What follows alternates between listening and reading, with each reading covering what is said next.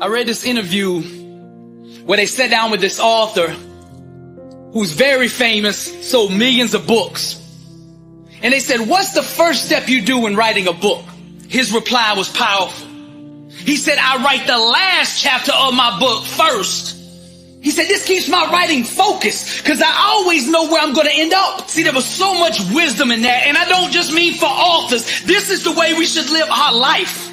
As we start this new year, I want you to ask yourself this question. What do I want in life? Successful people live with intention. They intentionally structure and design their life in a way that will produce the type of life that they want to experience. There's a lot of you out there listening right now that say you want to be successful, but your life is not set up and structured in a way that's going to produce that. Now, what I'm going to do with this message is I'm going to lay out the 5 steps for making this year your breakthrough year. It's time to stop just going through the motions and start really living. The biggest tragedy is to live a whole life and never have lived.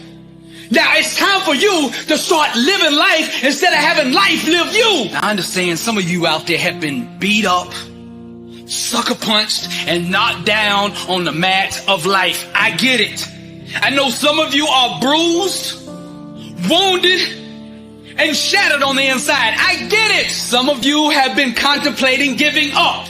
And I know some of you listening right now have thought of suicide. But I'm here to tell you, you hearing this message is not by mistake. God loves you. If you read the biographies of the greats, all of them, every single one of them were products of the struggle.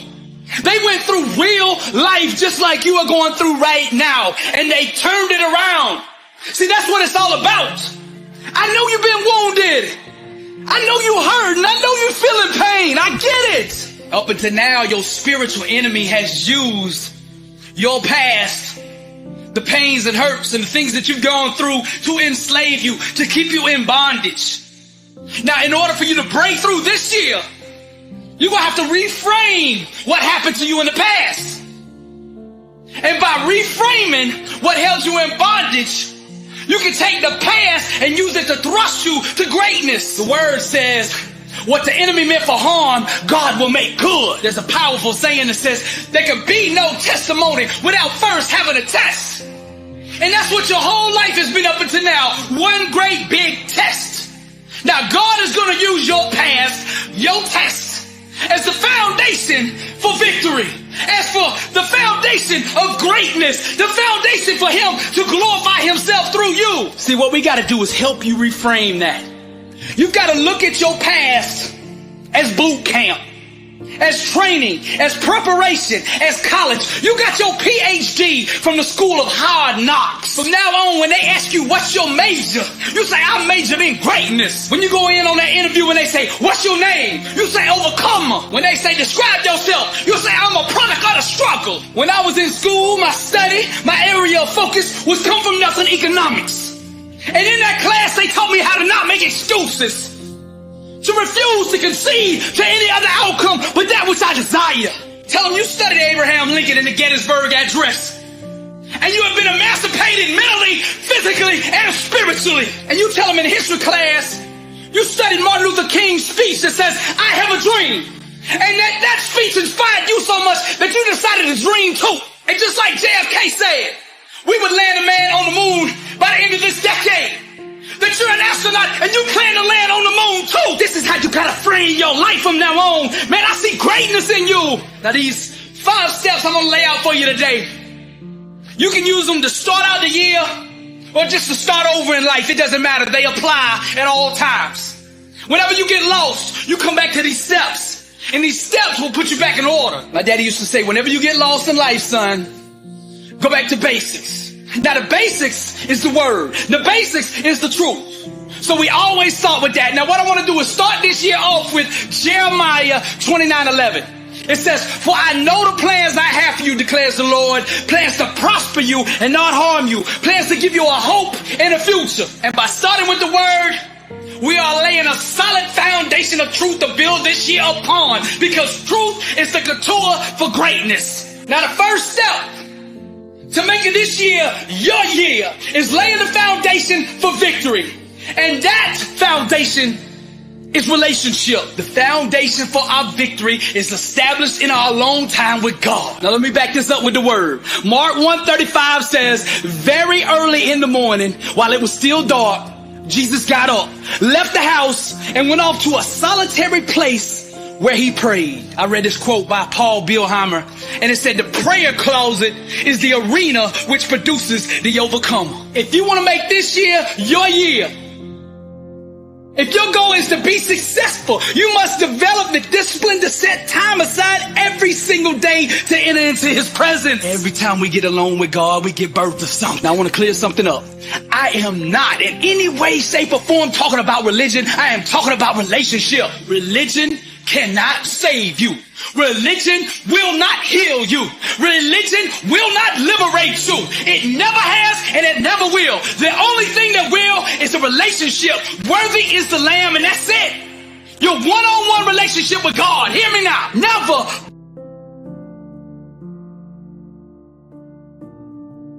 buy your religion retail. Always buy it wholesale. Get it from the source. Go to God. Just because religious rituals have been accepted as truth does not make them true.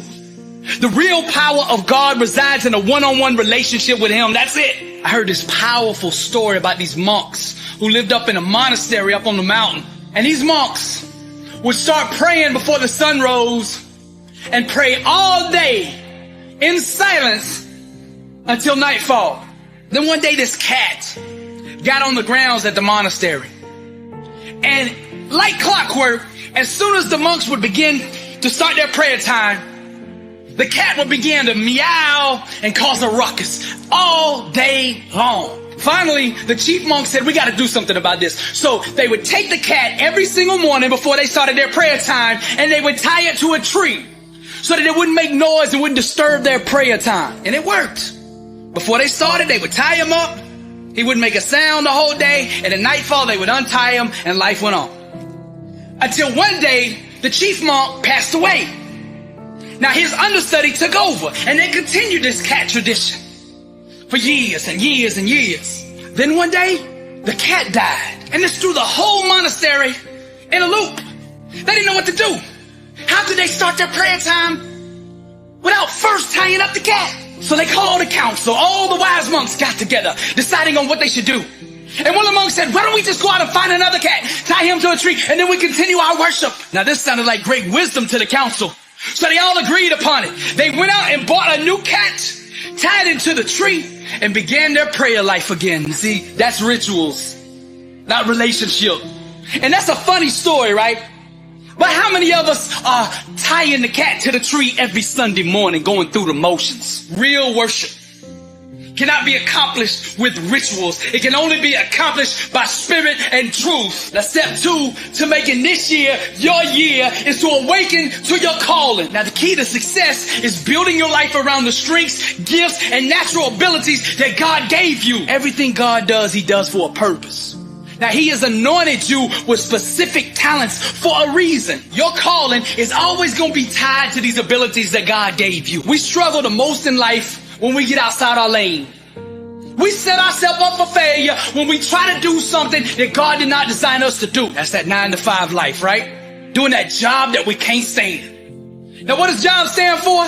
Just above broke. And many of us are just above broke because we traded in our calling, what we've been assigned to do. We've traded that in out of fear for a paycheck. Too scared to step into our own identity, the one that God made us to be. And because life has told us over and over the lie that this is the way we are supposed to live, we willingly go into slavery, to financial bondage, living a life that we were never meant to live. Anytime we try to function outside of God's calling for our life, we give birth to disillusionment, frustration, and spiritual emptiness. Lack and scarcity become our new way of life. Now that's got to stop right now. I think one of the biggest problems in the world is that 90% of the world is out of position. They are not doing what God has called them to do. And that is why we got all this chaos, disorder, and strife going on. This year, I want you to stay in your lane. Be the real you. Now, some of you out there listening to me, you know exactly what you've been called to do, and you just hadn't been doing it. But some of you out there, you don't have a clue. You don't know what your calling is. So here's the thing. I want you to ask this question every single day when you get up. What did God design me to do? This will set that discovery in motion. See, you can go anywhere in life you want to go if you just ask yourself the right questions. What are you most passionate about? Success is built on fire. Fire is passion. Passion is intensity. That's what you got to build your life around. I need to get real. Some of you out there right now, you know your passion and you know what you were designed to do. You just been too scared to step out there and pursue it. You say, how am I going to pay my bills if I chase my dream? Okay, but I'm going to get up in your face with it. True or not, you've been struggling your whole life financially anyway. It's not like you got Jeff Bezos money.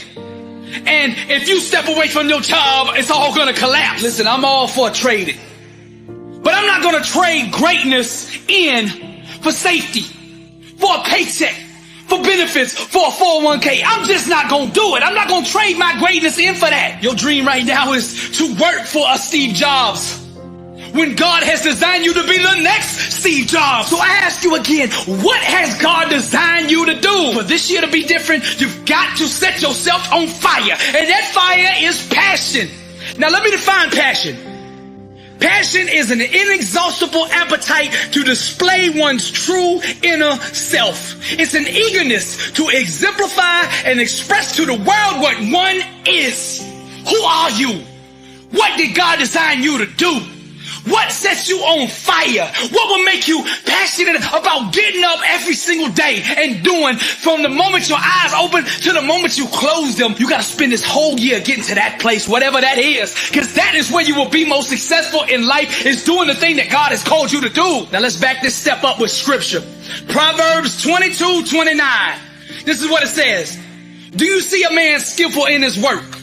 He will stand before kings. He will not stand before obscure men. There's a difference between admiring somebody's calling and being anointed to do it. Stay in your lane. Do what God has called you to do. Now, step 3 to making this year your year. Step 3 is define what's important. When John Lennon was in grade school, his teacher went around the class asking each student, what do you want to be when you grow up? Some of the students replied, a policeman, a fireman, an astronaut, a teacher, a musician.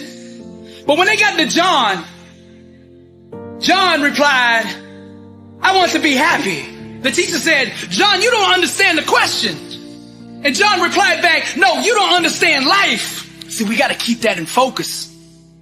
This year, I want you to live purpose-driven, legacy-focused, theme-oriented. Now, we all got the same purpose in life, and that is to bring God glory in everything we do. Our victories, our success, that's the marketing campaign for the kingdom of God. Now, the greats, the legends, the champions, the people that go to the highest level of success, if you study their life, they're always legacy-focused. Your life is not just about you.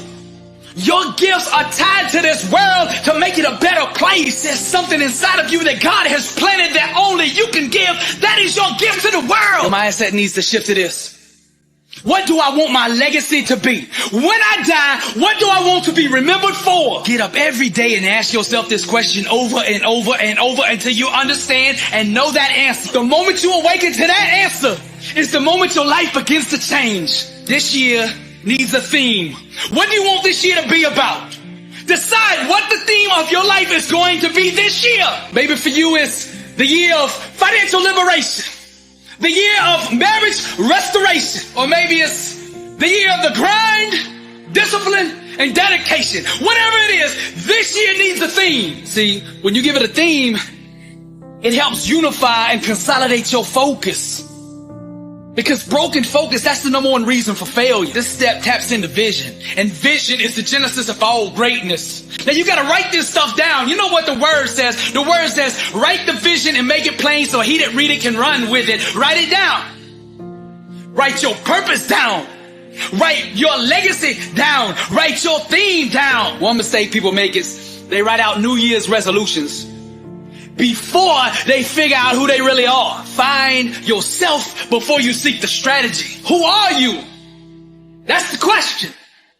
Seek your identity. I'm not talking about the identity that the world gave you, what the enemy tried to place on you. I'm talking about the real identity. Who are you? These are the type of questions that you got to ask yourself over and over and over, because these questions will set you on the trajectory for massive success. To fully understand this step, defining what's important, we need to break it down into 5 elements. Number 1, purpose-driven.